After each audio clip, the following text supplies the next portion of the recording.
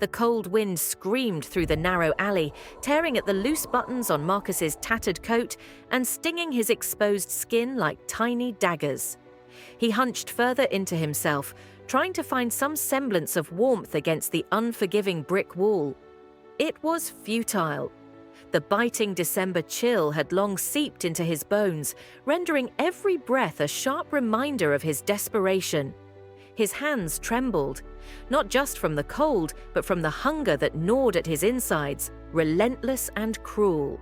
In his lap was the last remnant of a sandwich he had scavenged from a dumpster behind a diner earlier that afternoon. It wasn't much, just 2 pieces of stale bread with a smear of something that had once been peanut butter. He had picked out the bits of plastic and mold as best he could, grateful for even this meager prize.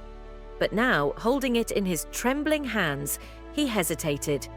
The hunger clawed at him, yet some small, irrational part of him wanted to save it, to make it last just a little longer. He knew once it was gone, there'd be nothing else. A rustle broke the silence, faint but distinct against the backdrop of the howling wind. Marcus's head snapped up, his senses alert despite his weariness. He scanned the alley, his tired eyes darting between shadows and piles of trash. The rustling grew louder, and from the dim glow of a nearby street lamp, a figure emerged. It wasn't a person, though for a moment, Marcus's heart had leaped at the thought of a human voice, a chance encounter that might lead to something better. No, it was a cat, a scrappy grey little thing, its fur patchy and matted, its frame so thin that Marcus could see its ribcage with every cautious step it took. Its eyes, a piercing green, glinted with a mix of wariness and desperation. The cat stopped a few feet away from him, its gaze fixed on the sandwich in his hands. It let out a soft, pitiful meow that was barely audible over the wind. Marcus sighed, sinking further into himself. Not you too. He muttered under his breath. The cat didn't move. It simply sat there, its tail curling around its fragile frame as it stared at him with an intensity that made Marcus feel exposed, almost ashamed. Another meow, this one more insistent. The sound grated against his already frayed nerves.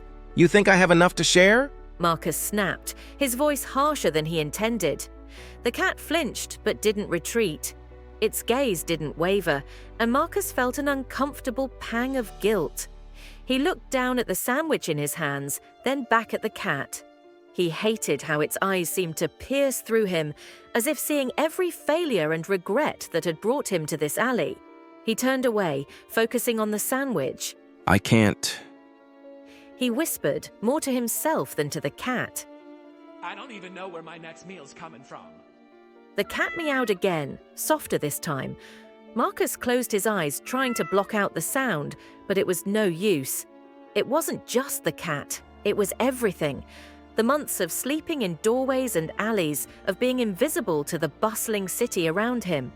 The endless string of rejections, the cruel stares, the muttered insults from people who thought his situation was his fault. The cold, the hunger, the loneliness. It all weighed on him like a crushing tide, and now this cat was looking at him like he was the only lifeline in the world. Damn it. Marcus muttered.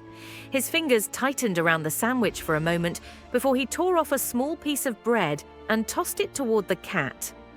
There, take it. The cat sniffed at the bread cautiously before gobbling it up in one swift motion. Marcus watched, a strange mix of relief and bitterness washing over him. He broke off another piece and held it out, his hand trembling.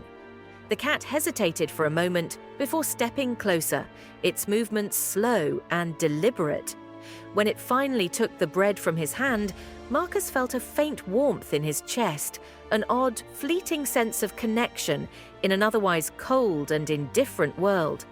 Guess we're both just trying to survive, huh? He said quietly.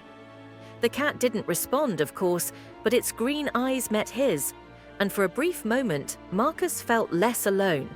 He fed the cat the rest of the bread, saving only a small corner of the sandwich for himself.